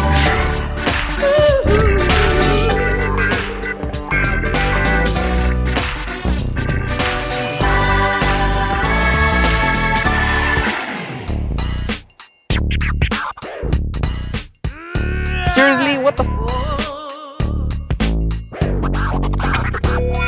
What up, everybody? Great to have you along. It's our big YouTube offering that we've pulled together. We're so proud of our crew. That is Joe's that you're seeing.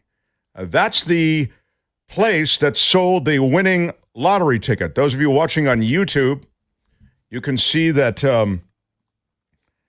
fabulous producer John Daly has called up that location. Fabulous producer John Daly. And you can see for yourself that Joe's looks like a sort of nondescript place. Nothing extraordinary. But meanwhile, I want to give a shout out and a special thank you to Brian Vio, or Vio, however you say it. Warriors won. Brian, come on with 1999. Thank you so much. Thank you so much, Brian. Very, very cool. Super sticker from Victoria. Thank you so much. Shout out, Victoria. Thank you for $9.99. Very cool. William Lundgren. Love William Lundgren. Thank you very much. Yes, William. Thank you for $20. Big time, pal. Big time. Appreciate that very much. It's K. Wayne, Mark. All right, I had it right. That's what I first said, K. Wayne. And then John had to correct me and say, I think it's Quayne. I wasn't correcting. I was, you were just offering an alternative. You were stirring the pot, John, which is what you do. You stirred the pot. Whoever is producing this thing the point has is no idea what they're doing. A big shout out to Quayne. Oh, it's K. Wayne. K. Wayne. See? It's K. Wayne. Big shout out. It could have been his stage name. Yeah, for $1.99. Thank you. Yeah, you're right. I'm not. Throw in some auto-tune. Yeah.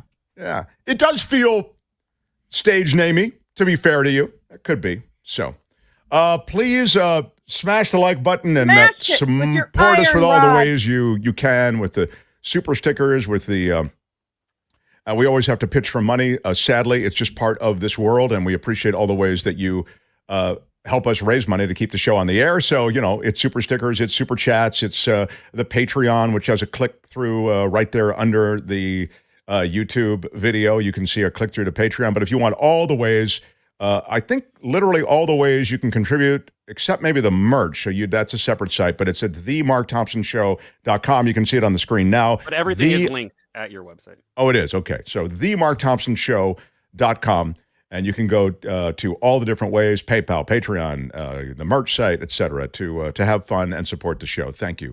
We've got Jim Avila, as I mentioned, the former ABC News White House correspondent and senior ABC correspondent, coming in tomorrow. We'll talk a little bit about the election. It'll still, I suspect, be very much in doubt in key states and key races, so we'll get to all of that tomorrow. I mentioned before the break some law and disorder, and I will give you some law and disorder, something of a just a change of pace. We've done a lot of politics today, but it's kind of an important day, election day. With the rain, still get out, vote, drop off your ballot, however you vote. We encourage you to do it. And in the meantime, let's do some law and disorder.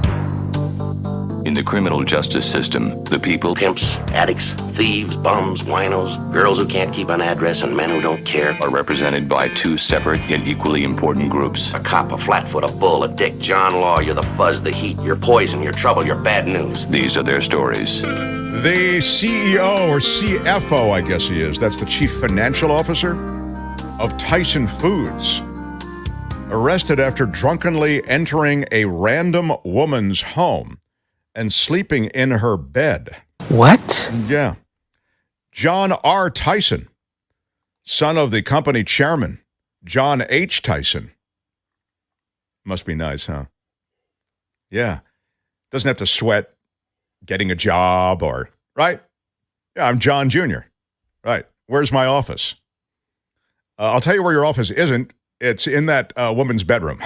And that's where he ended up, and that's why you're under arrest. Mm-hmm. He was found in the Arkansas home of this random woman. They say random. I guess that means that he didn't know her, in other words. And he was arrested on charges of criminal trespassing and public intoxication. He's 32 years old. He was found asleep in this home in the 400 block of North Mock Avenue in Fayetteville. Where's North Mock Avenue, John? Just by Whole Foods. No. But I'm also willing to bet that, there's alcohol involved. I am willing to bet that there's alcohol involved. I'd be willing to bet my lunch that there's alcohol involved. An officer found Tyson's clothes on the floor and identified him by an ID in his wallet. He'd gotten naked. Oh, no. The college-age woman who lived in the home called the cops about potential burglary, saying she believes she left the front door unlocked, returned home to find a male she did not know asleep in her bed. Does that ever happen to you, Kim? Yeah, no. Well, when you package chicken, they just let you walk into their house. That apparently. The officer woke Tyson up, and he sat up in bed but did not verbally respond, according to the report. After he briefly sat up, he lay back down and tried to go to sleep. That's alcohol. Don't bother me, I'm sleeping. Right. Guys, I'm CFO of Tyson. The officer said that an odor of intoxicants was coming from his breath and his body. There we go. And his movements were sluggish and uncoordinated. So, again, I'd be willing to bet my lunch that there's alcohol involved. Yeah. Does she get like free chicken for life? How does that work? I'm sure they're trying to buy her love one way or the other. With the chicken money. Yeah. No money like legacy money. Tyson is a fourth-generation member of the Tyson family. As I say, the son of the company's chairman. He was named CFO in late September. Yes, my first act as CFO will be to have a big party. It'll go on so long that I become completely intoxicated and stagger into a woman's home. Meanwhile, in Iowa, two teens. Let's backtrack, because I think that could be the opening scene of a Hallmark movie. There's a strange naked man in my bed. I call the police, and then he comes back to apologize the next day. And what do you think happens? A love connection is made. A relationship is had, and now we have, the plot. Are we watching the same Hallmark channel? Yeah, I was going to say. No, we don't. No, well, that's not a good start to the relationship. Him trying to stalk her, maybe, or kill her. Is that the wrong? Don't they do that also? Do they have those slasher? Don't they? No, it's Hallmark's all love at the end. It's all love at the end. Yeah. Oh, okay. Are you saying, you guys, that maybe falling for the drunk guy that passed out in your bed naked is not a good move? That's not exactly on brand for Hallmark. You can't really put that in a card. We're just saying, right? We're saying that it's a great pitch, Kim, but maybe you're pitching the wrong network. That's all. I think I'm going to write it. Yeah, I like it. All right. Well, we wish you good luck with it, and please keep us posted. That's all I'm saying. Seriously, what the? I'm just saying. Two Iowa teenagers killed their high school Spanish teacher last year because of frustration over a bad grade. Court documents showing that it was the motive. How old are these kids? They're from Fairfield, I believe. California? Oh, they're not Fairfield, California. It's they're Fairfield, Iowa. Okay. Fairfield, is that what it was? Yeah, Iowa. Fairfield, Iowa. Sorry about that. I saw Fairfield. I thought, wow. I mean, Fairfield. Yeah. There are many Fairfields in the United States, I guess. Yeah, apparently there's another one with two murdering high school kids. Ooh.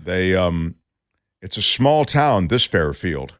In fact, I'll tell you how small it is. There are only 9,416 people. I was going to get to it, John. 9,400 people. It's 113 miles from Des Moines. And investigators found that one of the kids, Miller and Goodale are their names. One of the kids, Miller, met with Graber, who's the, I believe she was the Spanish teacher, at Fairfield High School on the afternoon of November 2nd of last year to discuss his poor grade in her class. He later drove her van to a park where she was known to take daily walks after school. I'm sorry, Graber did. So the names confuse you. Spanish teacher drives her van to a park where she takes daily walks. The two kids, Miller and whatever the other guy's name is, staked it out. And the van was left at the end of a rural road, and witnesses later picked up Goodale and Miller, the two kids, as they walked to town on the same road where the van had been parked. One of the kids described the frustrations he had with the way the teacher taught Spanish and over the grade that he got in her class and how it was lowering his GPA. The poor grade is believed to be the motive behind the murder of the Spanish teacher, which directly connects Miller, one of the kids, to the murder. Initially, he denied any involvement, but later stated that he had knowledge of everything but didn't participate, and then all the craziness ensued. Both teens are now 17. They'll be tried as adults in Iowa. The penalty for a first-degree murder conviction is life in prison. Supreme Court rulings require juveniles convicted of even the most serious crimes to be given a chance for parole. So we'll see how that turns out. Seems as though the evidence is pretty clear. Beaten to death with a baseball bat. I mean, imagine the anger really and yeah, it's horrifying. It really is. Zelle scammers steal $3,500, save for a late Bay Area mom's headstone. The scam made it even worse for this family. Woman loses her 52-year-old mother last year, and the pay app Zelle, which is so very popular, was used to defraud this woman, a young South Bay woman who was saving up to buy a headstone for her mom's grave. Lost it all to scammers. I was devastated, said 24-year-old Gabrielle Chavez, tears welling in her eyes.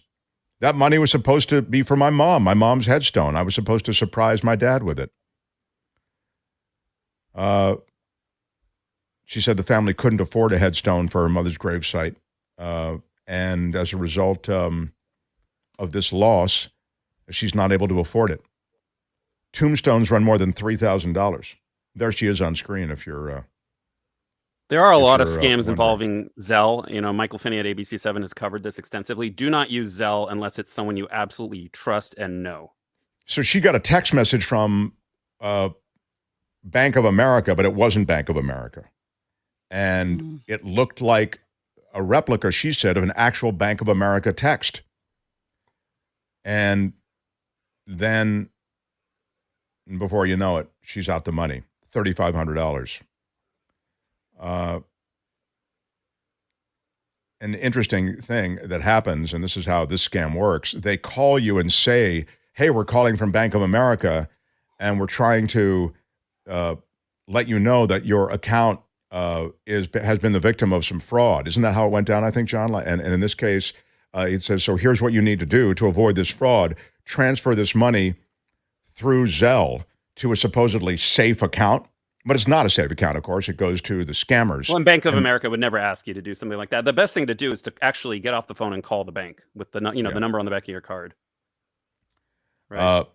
Since the Zelle app was connected to her Bank of America mobile app, she figured it was safe, but it wasn't, of course. She hit the send button, and $2,000 was whisked away first, then another $1,500. So it went right into the scammers' pockets. Pretty brutal. One of the things I'm reading on the ABC7 website is one victim of Zelle said he was duped because the scammer knew all of his banking information. So he thought, well, that's legit because they know, where I bank, my account number, whatever. That's just because someone knows your banking, able to grab it, does not mean that it's legit. Yeah, they're getting that information off the dark web. So you have to be suspicious. That's why very careful. It's multiple steps to ultimately stealing your identity. That John is exactly right, and Kim is so right to underscore the fact that they look like they're legit. They look like it's the bank contacting you. That's Law and Disorder for today, and I believe I have a Law and Disorder. Yes. Tune in again next time for more Law and Disorder on the Mark Thompson Show. All right, that's it. Let's roll. Hey, let's be careful out there. Yeah. The Mark Thompson Show. Bring up the ninja. The tax ninja is Steve Moskowitz, everybody. What's up, Steve? Hi, Mark. Well, I'm here to help your viewers. And, one of the things we're going to talk about today is people who don't file tax returns. It's an amazingly common problem. And usually what happens is the first year somebody doesn't have the money to pay, so they don't file the return. Then year two rolls around and they say, well, how can they file year two when they haven't filed year one? By the way, they still don't have the money. And all of a sudden the years go on. It becomes a lifestyle. It becomes a criminal-like lifestyle. And it's a really bad life. And I've seen it cause so many problems. And it doesn't have to be. So a lot of people come and see us, haven't filed 5, 10 years, whatever it is. We'll file all the old back returns. And if you owe money, and you probably do, that's probably why you did it. Then what we'll do is we'll say, well, okay, we'll make a deal for you. And there's all kinds of good deals we can make, where it's paying part, paying in monthly installments, all kinds of deals, what you can qualify for. And then we give you back your life. And this happens a lot. And a lot of times people get divorced and they're broken up, or their spouse did the taxes. There's other reasons too.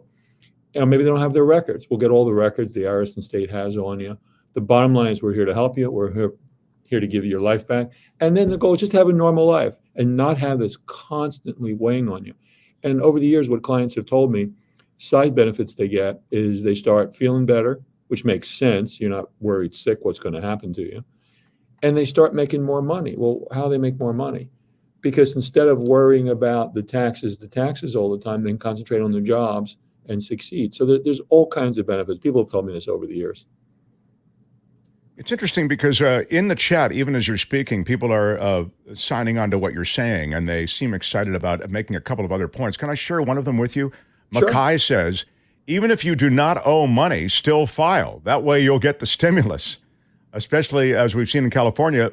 Newsom didn't come through, essentially. He was making a political statement. But apart from that, go ahead, Steve, please. Well, and there's important reasons for that. First of all, you can, I've done criminal cases where the person was prosecuted and they kept saying, but they're due a refund, they're due a refund. The crime is not who owes whom, it's not filing the return. So yes, you could actually be criminally prosecuted even if the government owed you a refund. And if the government owes you a refund, you only have 3 years to get it, and then it goes away forever.